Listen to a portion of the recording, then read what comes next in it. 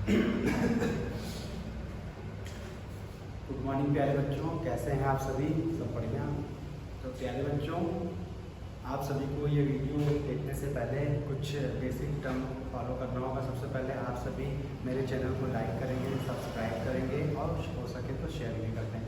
तो चलिए स्टार्ट करते हैं। हमारा जो आज का टॉपिक है, हमारा जो करंट चैप्टर चल रहा है, एसिड्स, बेसिड एंड सॉल्ट्स, यानी अम्ल, क्षार और लवण। ठीक है, तो इसमें हम लोगों ने एसिड को देख लिया है। अब हम लोग बेसिस को देखेंगे, ठीक है, क्षार को देखेंगे। एसिड को एक बार फिर से हम लोग रिमाइंड कर लेते हैं। एसिड टेस्ट में कैसे होते हैं? सोर होते हैं और उनका जो नेचर होता है वो कोरोसिव होता है। ठीक है, यानी वो संचारक होते हैं। किसी चीज़ पर अगर कहीं अगर उनको रख डाल दिया जाए तो वो उसको नष्ट कर सकते हैं। ठीक है, संचारक के अंदर जैसी है। और जो हमारे बेस हैं, और हमें बेस में कंसिडर करना है। बेसिक में हमने कुछ एग्जाम्पल भी दिए थे, जैसे HCl हो गया, ठीक है, KMnO4 हो गया, या आपका H2SO4 हो गया। ये सब इसी के एग्जाम्पल है। तो हम लोग बेस के एग्जाम्पल को देखेंगे। तो सबसे पहले बेस को हम देखने से पहले आपकी बुक में बताया गया है सम कॉमन बेसिस, यानी कुछ कॉमन बेसिस के नाम बताए गए, जैसे NaOH यानी सोडियम हाइड्रोक्साइड, CaOH का होल ट्वाइस यानी कैल्शियम हाइड्रोक्साइड, MgOH का होल ट्वाइस यानी मैग्नीशियम हाइड्रोक्साइड, जिसको हम मैग्नीशियम भी कहते हैं इसको। ठीक है, फिर NH4OH का होल ट्वाइस यानी अमोनियम हाइड्रोक्साइड, KOH यानी पोटेशियम हाइड्रोक्साइड। यहाँ पर ये मैंने सबके फार्मूला लिख दिए हैं, आपकी बुक में उनके नाम भी लिखे हुए हैं, लेकिन फार्मूला कुछ का लिखा है कुछ का नहीं लिखा है। तो मैंने लगभग सबके फार्मूले यहाँ पर लिख दिए हैं। ठीक है, ये मिल्क ऑफ मैग्नीशिया है, अमोनियम हाइड्रोक्साइड है, ये आपका पोटेशियम हाइड्रोक्साइड। इसको हम और भी नाम से जानते हैं, जैसे आपका जो कैल्शियम हाइड्रोक्साइड है, इसको हम यानी CaOH का होल टाइप, इसको हम लाइम वाटर के नाम से भी जानते हैं या स्लैग लाइम के नाम से भी जानते हैं। और सोडियम हाइड्रोक्साइड को हम कास्टिक सोडा के नाम से भी जानते हैं। और प्यारे बच्चों, MgOH होल ट्वाइस को हम जानते हैं मिल्क ऑफ मैग्नीशिया के नाम से। ठीक है, तो प्यारे बच्चों आगे हमारे पास जो नेक्स्ट है,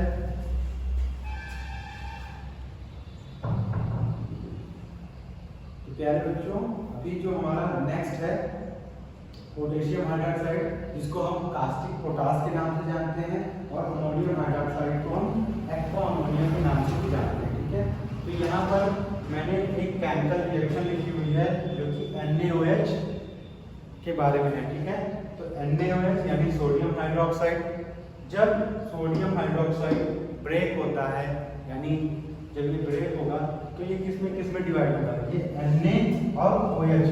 OH हम लोगों ने आयंस में देखे थे ना, वहाँ पे पॉजिटिव और नेगेटिव चार्ज है। पॉजिटिव चार्ज आपका क्या कहलाता है? कैटायन, और नेगेटिव चार्ज आपका आयंस कहलाते हैं। ठीक है, तो यहाँ पर OH है, यानी ये क्या है? हाइड्रोक्सिल आयन है। ठीक है, OH अगर है तो हाइड्रोक्सिल आयन, अगर H है तो हाइड्रोजन आयन इसमें अवेलेबल है। ठीक है बच्चों,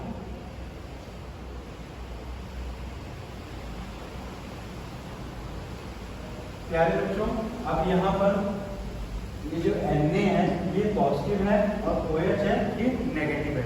ठीक है, तो ये बात हमें ध्यान रखनी है कि यहाँ पर जो बेस है, जो हमारे सम कॉमन बेसिस की बात की गई है, जिनमें NaOH, CaOH का होल ट्वाइस, MgOH का होल ट्वाइस, NH4OH का होल ट्वाइस या KOH की बात की गई है। अगर हम सबको ऐसे ब्रेक करेंगे तो सब ऐसे ही फॉलो करेंगे, जैसे हम Mg को करते हैं या NH4OH को करते हैं, तो ये भी ब्रेक होगा तो NH4 पॉजिटिव OH माइनस, यानी हाइड्रोक्सिल आयन इसके सबके साथ हाइड्रोक्सिल आयन जुड़े हुए। देखिए बेस जितने हैं सबके साथ क्या है? हाइड्रोक्सिल आयन जुड़े हुए हैं, यानी OH सबके साथ जुड़ा हुआ है। ठीक है, देख सकते हैं आप हर जगह OH प्रेजेंट है। तो अब आगे हम देखेंगे, हमारी बुक में भी बताया गया है कि जो आपके बेस होते हैं ये छूने में कैसे होते हैं।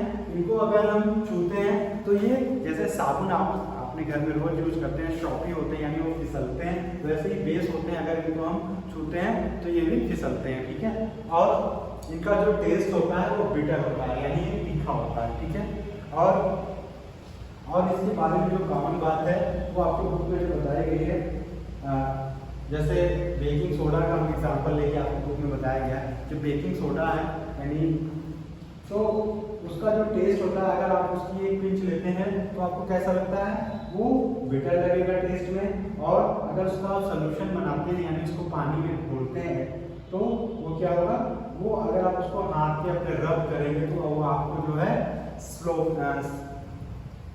फिसलता हुआ नजर आएगा। ठीक है,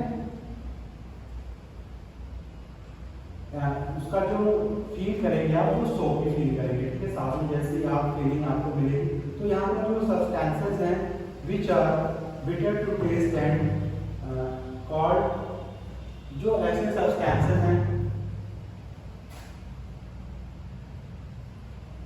तो प्यारे बच्चों यहाँ पर जो ऐसे सब्सटेंसेस हैं जिनको हम क्या करते हैं, जिनको हमें छूने में या खाने में हमें उसका टेस्ट कैसा लग रहा है या वो उसको छूने पर फीलिंग कैसी आ रही है, उसके बेसिस पे हम उसको बेस की कैटेगरी में रख सकते हैं। ये एक जनरल इंफॉर्मेशन बेसिस के बारे में आपको बताई गई है। ठीक है, तो यहाँ पर अब नीचे मैंने लिखा है ammonia solution, saliva, blood, bile, इन सब से आप परिचित हैं। जो अमोनिया सोल्यूशन होता है ये आपके घरों में आपकी मम्मी या आपके भैया या आपके पापा, कोई भी आपके घर में जो ग्लास होते हैं यानी जो विंड शीट होती है यानी खिड़कियों में जो आपके ग्लास के शीट लगाई जाती है उसको साफ करने के लिए हम अमोनिया सोल्यूशन यूज करते हैं ना। मार्केट में एक सोल्यूशन आता है वही है। और फिर है सलाइवा। सलाइवा आपने चैप्टर सेकंड में सलाइवा के बारे में पढ़ा था कि सलाइवा कौन सेक्रेट करता है, सलाइवरी ग्लैंड। वहां पे उसकी कितनी पेयर होती है, 3 पेयर। उन 3 पेयर से वो सलाइवा सेक्रेट करता है। और फिर है ब्लड। ये सब जितने हैं ये सब बेस है। ठीक है, और जो ब्लड है, ब्लड भी हमारा बेस है। अगर इसको भी हम अपने हाथ में लेते हैं तो ये आपको कैसे साबुन जैसी सॉफ्टी फीलिंग आएगी। और अगर आप इसको टेस्ट करें कभी ब्लड को तो कैसा तीखा लगेगा। ठीक है, इसका जो टेस्ट है वो बिटर लगेगा। बाइल भी आपके सेकेंड चैप्टर से ही रिलेटेड है, जहाँ पे आपके बाइल प्रोड्यूस हो रहा था और वो गाल ब्लैडर में स्टोर हो रहा था। ठीक है, और जो बाइल है वो किस कलर का था, वो आपका ग्रीन कलर का था। ठीक है, ग्रीन कलर का लिक्विड जो स्टोर हो रहा था गाल ब्लैडर में, बाइल। ठीक है, इसका काम क्या था, इसका काम था कि जो हमारे स्मॉल इंटेस्टाइन में जब बचा हुआ भोजन पहुंच रहा है तो उसको जो वहाँ पर रिएक्शंस होती हैं उसको और तेज कर देता है। ठीक है, तो प्यारे बच्चों जो बेसेस है उसमें लगभग इतनी ही बातें आपको कंसीडर करनी है कि बेस का टेस्ट कैसा है और बेस कैसे बिहेव करते हैं। यहाँ पे कुछ कॉमन बेसेस के नाम लिखे गए हैं, उनसे आपको परिचित कराया गया है। और जब इनसे हाइड्रोक्सिल आयन हटाए जाते हैं तो इनके पास क्या बचता है। ठीक है, तो ये बातें हो गई। और फिर प्यारे बच्चों आपके बुक में कुछ इंसाइट में लिखा हुआ है, इंसाइट में जो लिखा हुआ है उसमें आपका अमोनिया के बारे में, अमोनियम सोल्यूशन के बारे में थोड़ा बताया गया है। उसके बाद प्यारे बच्चों बेस के बारे में एक और बात बताई गई है कि जितने भी बेसेस हैं ऐसा जरूरी नहीं है कि वो सारे के सारे क्या वाटर में डिजॉल्व हो जाए। जो बेसेस वाटर में डिजॉल्व होते हैं उनको हम एल्कलाइन कहते हैं और जो नहीं होते हैं उनको हम बेस कहते हैं। तो ऑल बेसेस एल्कलाइन नहीं हो सकते, लेकिन जितने भी एल्कलाइन है वो सारे के सारे क्या है, वो बेस हैं। ठीक है, तो इस तरह का भी क्वेश्चन आपसे पूछा जा सकता है। ठीक है बच्चों,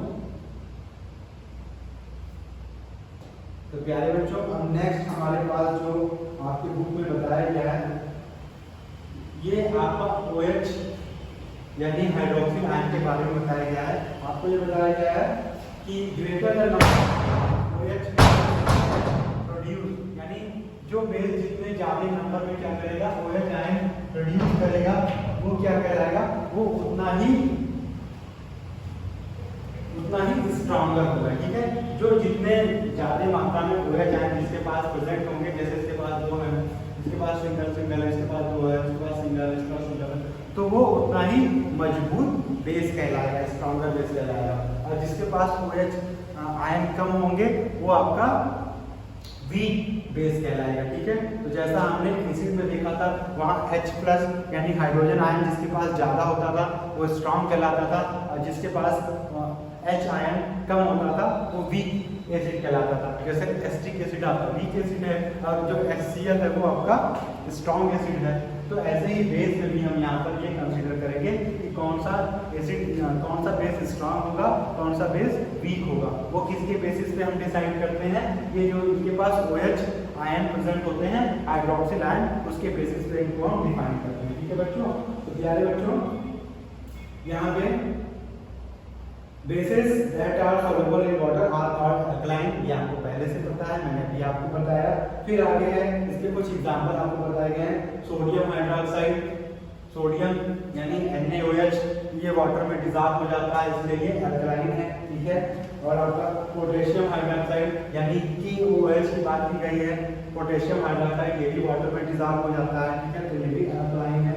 फिर नेक्स्ट है बच्चों many bases do not dissolve in water, यानी बहुत से बेसेस ऐसे हैं जो आपके वाटर में डिसॉल्व नहीं होते, तो उनको हम बेस कहते हैं। उनके एग्जांपल है अमोनियम हाइड्रोक्साइड, ठीक है, अमोनियम हाइड्रोक्साइड हो गया, और आपका मैग्नीशियम हाइड्रोक्साइड हो गया, यानी NH4OH हो गया, और MgOH का होल टॉइस हो गया। ये आपके ऐसे हैं बेसेस हैं जो केवल बेसेस हैं, ये वाटर में डिसॉल्व नहीं होते हैं। ठीक है, तो प्यारे बच्चों अब यहाँ पर आपका नेक्स्ट है वो आपका इनसाइड में कुछ बातें बताई गई हैं जो है अल्कलाइन आर वेरी कोरोसिव, यानी जो अल्कलाइज हैं वो भी संक्षारक हो सकते हैं। कैसे? A suspension of lime in water, यानी जो चूना आपने देखा होगा, चूने की पुताई अगर आपके घर में अगर हुई होगी तो चूने के बड़े बड़े ढोके आते हैं ना, जिसको हम पानी में डाल देते हैं, लेकिन क्या होता है कुछ देर बाद वो पानी को पूरा गर्म कर देता है। चूने से क्या होता है, कुछ लोग खाते हैं चूने से उनका दांत कट जाता है, सॉरी दांत नहीं, उनका माउथ में कहीं ना कहीं कट जाता है, जीभ कट जाती है। ठीक है, तो चूना जो है संक्षारक है, वो हमें नुकसान पहुंचा सकता है हमारी स्किन को। ठीक है, तो ये बातें यहाँ पर बताई गई है। तो प्यारे बच्चों इस वीडियो में हम लोग कितनी ही बातें कंसीडर करते हैं, बाकी बातें हम लोग नेक्स्ट वीडियो में कंसीडर करेंगे। तो थैंक यू एक बार फिर प्यारे बच्चों आपसे मैं कहना चाहूँगा कि अगर आपको वीडियो में कोई त्रुटि नज़र आती है तो आप प्लीज़ मुझे इन्फॉर्म कीजिए, मैं आगे उसको सुधारने का पूरा प्रयास करूँगा। तो thank you, have a nice and colourful day प्यारे बच्चों।